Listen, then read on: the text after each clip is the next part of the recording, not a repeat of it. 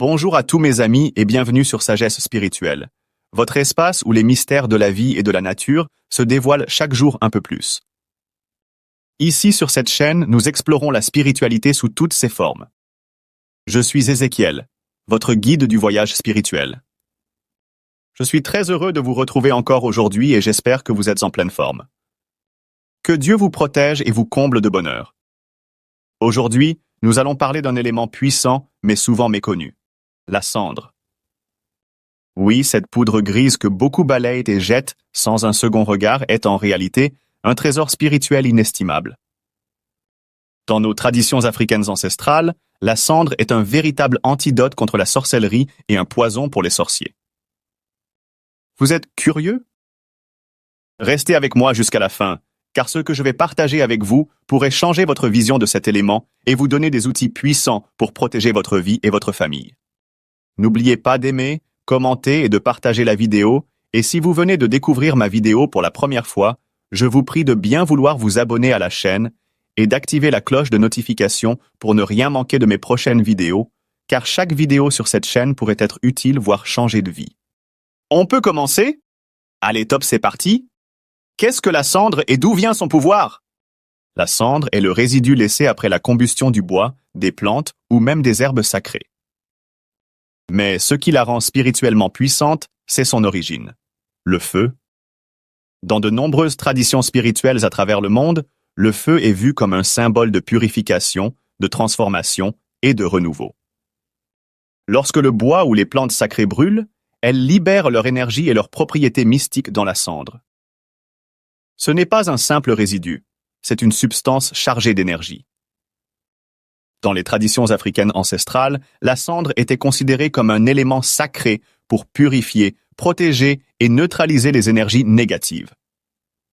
Nos ancêtres savaient l'utiliser avec respect et sagesse. La cendre est redoutée par les sorciers car elle neutralise leurs actions. Elle agit comme un antidote spirituel en annulant les malédictions et en repoussant les mauvais esprits. Par exemple, si vous ressentez une atmosphère lourde dans votre maison ou si vous soupçonnez une attaque spirituelle, prenez de la cendre naturelle. Priez dessus avec foi, saupoudrez-en les coins de votre maison ou formez un cercle protecteur autour de vous. Vous ressentirez une paix immédiate. Une femme dans mon village a un jour utilisé de la cendre après avoir constaté des phénomènes étranges chez elle.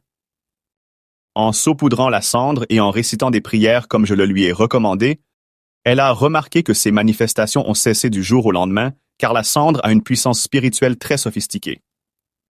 La cendre a également une réputation de neutraliser les poisons spirituels ou les malédictions ingérées.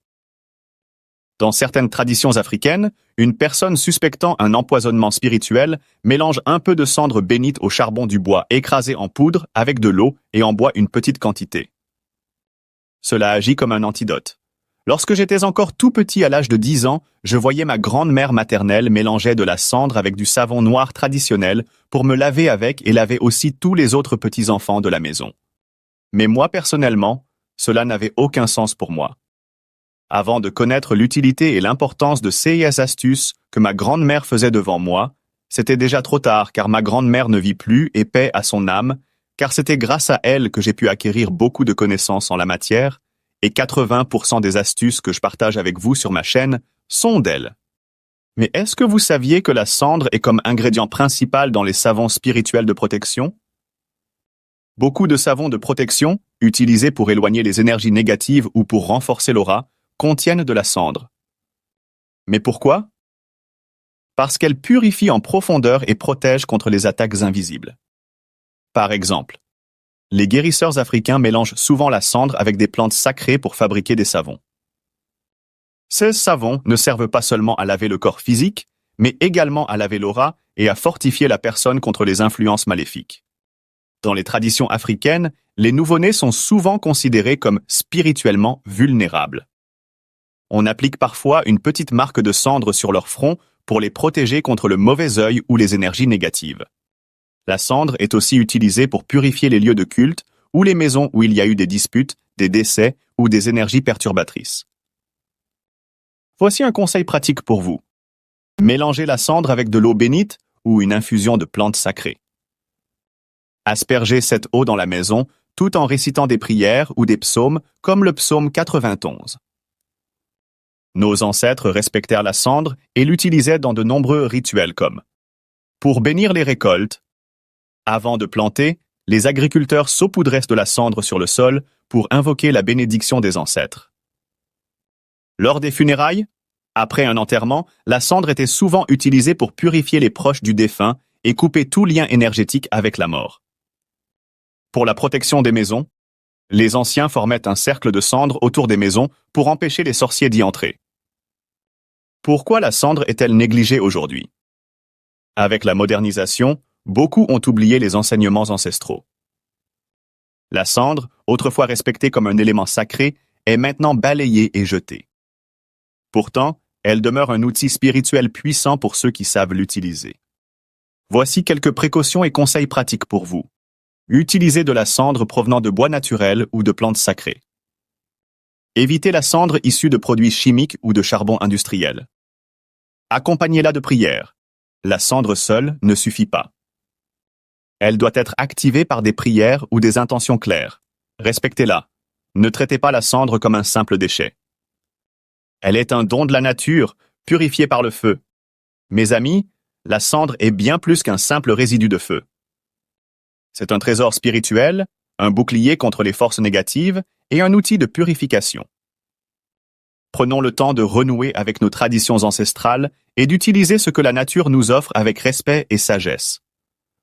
Si vous avez des expériences ou des témoignages concernant l'utilisation de la cendre, partagez-les dans les commentaires.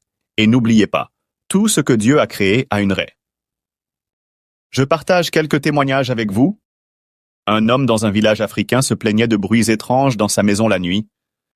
Il voyait des ombres et ressentait une lourdeur spirituelle. Les anciens du village lui ont conseillé de ramasser de la cendre de bois et de la mélanger avec du sel.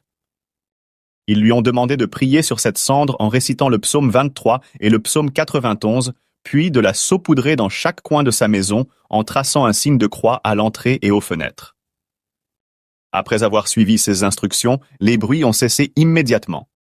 Ce témoignage montre comment la cendre peut repousser les forces malveillantes qui perturbent notre paix intérieure. Dans une tradition ouest-africaine, il est courant d'appliquer un petit point de cendre sur le front des nouveau-nés ou des enfants en bas âge. Un jour, une femme racontait qu'après avoir marqué son enfant avec de la cendre bénite, elle a remarqué une amélioration dans le comportement de l'enfant, qui dormait mal et pleurait sans raison. Cela a renforcé sa foi dans la puissance de la cendre comme bouclier contre le mauvais œil ou les mauvais esprits. Dans certaines régions d'Afrique, lorsque quelqu'un est suspecté de sorcellerie, un ancien peut utiliser la cendre pour révéler la vérité. On brûle des plantes spécifiques et la cendre est mélangée à de l'eau et jetée devant la porte de la maison de la personne suspectée. Si cette personne a des intentions négatives ou pratiques occultes, il est dit qu'elle ne pourra pas franchir cette porte sans trébucher ou montrer des signes de malaise. De même, dans une région rurale, les agriculteurs mélangeaient la cendre avec des herbes sacrées et l'eau de pluie pour arroser leurs champs avant de planter. Cela symbolisait une demande de bénédiction aux ancêtres pour une récolte abondante.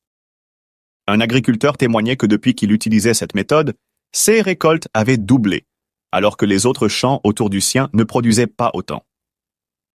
Une femme qui se sentait victime d'un envoûtement constant a utilisé de la cendre pour faire un bain spirituel. Elle a mélangé de la cendre avec de l'eau bénite et quelques gouttes de citron. Après avoir prié avec foi, elle s'est lavée avec cette eau tout en récitant « Que toute chaîne invisible se brise, que toute énergie négative soit anéantie ». Peu après, elle a ressenti un grand soulagement, comme si un poids spirituel avait été enlevé. Un commerçant africain, confronté à des baisses inexplicables de revenus, a utilisé la cendre pour nettoyer spirituellement son espace de travail.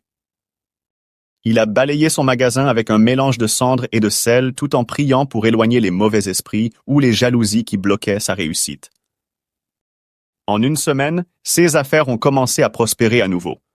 Mes amis, souvenons-nous que dans la nature, tout a une raison d'être, même ce que nous considérons comme insignifiant.